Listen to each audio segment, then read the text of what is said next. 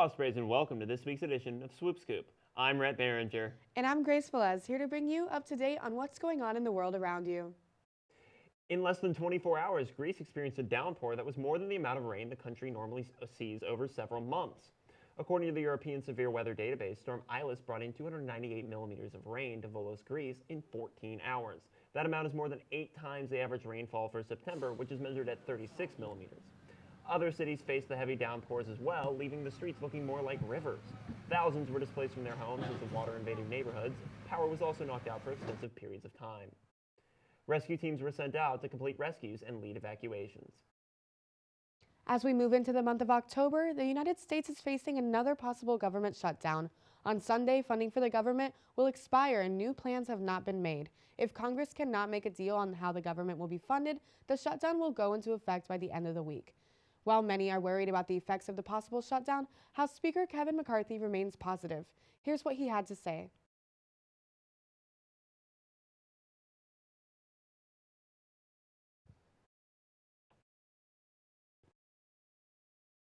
The Biden administration is calling upon House Republicans to back Senate's bill that would temporarily keep the government funded and running. If the shutdown goes into effect, nearly 4 million government employees would go without paychecks until the government is back up and running.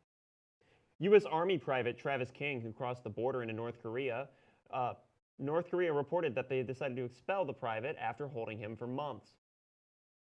North Korean media reported that King was seeking refuge from the U.S. Army because he admittedly, quote, harbored ill feeling against inhumane maltreatment and racial discrimination within the U.S. Army, and was disillusioned about the unequal U.S. society, end quote.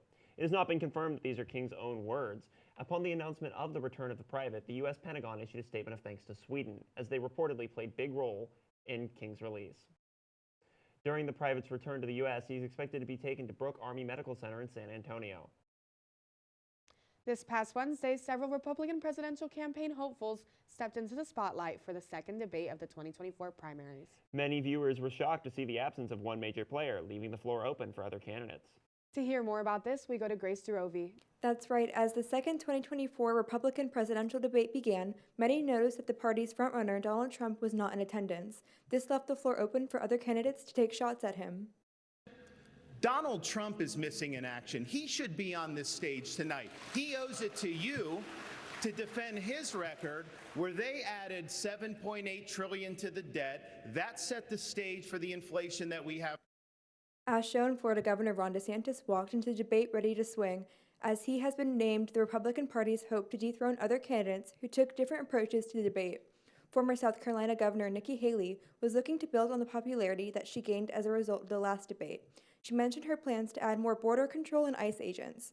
The public is now responding to the debate as the candidates wait to see where they stand at the polls. Back to you guys.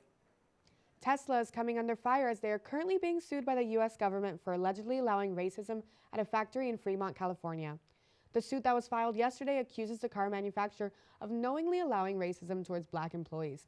Racial slurs and even death slurs were supposedly used by non-black employees who were addressing black employees. According to the suit, when the black employees who experienced the racist behavior complained, they were subjected to retaliation. While this suit is making waves in the news, this is not the first time Tesla has been accused of racist behavior within the company. Tesla has not yet released a statement about the accusations. The Mega Million Lottery might just have to change its name to the Mega Billion Lottery. One lucky person in Jacksonville, Florida, picked up a nearly $2 billion winning ticket from a Publix at the local Neptune Beach location. The announcement of the win surprised the community of Jacksonville, prompting memes that joked about the winner, subtly letting people know that they just became a billionaire. It was announced that the winner claimed the $1.6 billion prize this Monday, according to the Florida Lottery. The grand total is the largest amount of money in the Mega Millions history. Last weekend, the Jacksonville Jaguars took on the Houston Texans at home in an upset, with the Jaguar only scoring 17 points. Not enough to match the Texans' score of 37. Many fans were disappointed this Sunday at the team's performance against the Texans and were quick to call them out online. To hear more, we go to Mallory Aldridge. Mallory? Thanks, Grace. Wide receiver Calvin Ridley had the worst performance of his NFL career with dropped touchdown passes and 2 false start penalties. The wide receiver responded to those calling him out, saying, and quote, "I made a mistake. I can't wait to get back out there to show to fans, whoever my mom, my family, and my teammates, that I'm working hard to be a great player." Ridley will have the chance to prove himself tomorrow, so be sure to tune in at 9:30 a.m. Eastern Standard Time on ESPN Plus to watch. But while the Jags are While fans are waiting for the Jags to play at London tomorrow, many are tuning in to watch college football. The Florida Gators will be playing today at 12 p.m. Eastern Standard Time on ESPN. Back to you guys. One NASA astronaut made history this week as he was the first American astronaut to be in space for over a year. Frank Rubio was only supposed to spend 6 months in space, but he was forced to stay in the International Space Station when he found a coolant leak in his original vessel. He had secured a ride home on the Russian ship, but it fell through, extending his time in space even longer. Rubio was able to return home with Russian cosmonauts landing in Kazakhstan this week. The trip was not only memorable for Rubio because of his broken record, it was also his first trip to space since he was selected by NASA in 2017. In total, he recorded an official 371 days in space. While summer might be coming to an end, there is one amazing way to soak in the last bit of the season. To hear more about a fun event happening in Virginia Beach, we turn to Anthony Sabella of CNN. Precisely at 8 a.m., the race to the finish starts. 6 hours Thursday before shovels down and the judging begins. These were mounds of sand just 3 days ago, and to see how far they've come, it's incredible. And every year I think I can't be amazed, and I am. Intricate, attention-grabbing designs. The International Sand Sculpting Championship sure to drive foot traffic to the Neptune Festival Boardwalk weekend. Protected under the tent at 7th Street, 22 entries from 30 competitors representing 15 countries.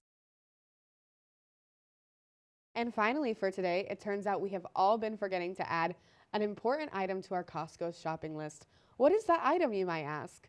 Gold bars. Costco is now selling 1-ounce gold bars for just under $2,000 to members. Each bar is stamped with a unique serial number, and they can be purchased online. One top executive at Costco called the item a hot item, saying they've been flying off the shelves. An order of the gold bar will ship via UPS, and all purchases are non-refundable. So if you've always dreamed of owning a bar on 24-karat gold, be sure to run to the Costco website and grab one today. For now, this has been this week's edition of Swoop Scoop. Be sure to tune in next week to get the scoop on the latest breaking news. I'm Rhett Behringer. And I'm Grace Velez. Thanks for watching. We'll see you next time.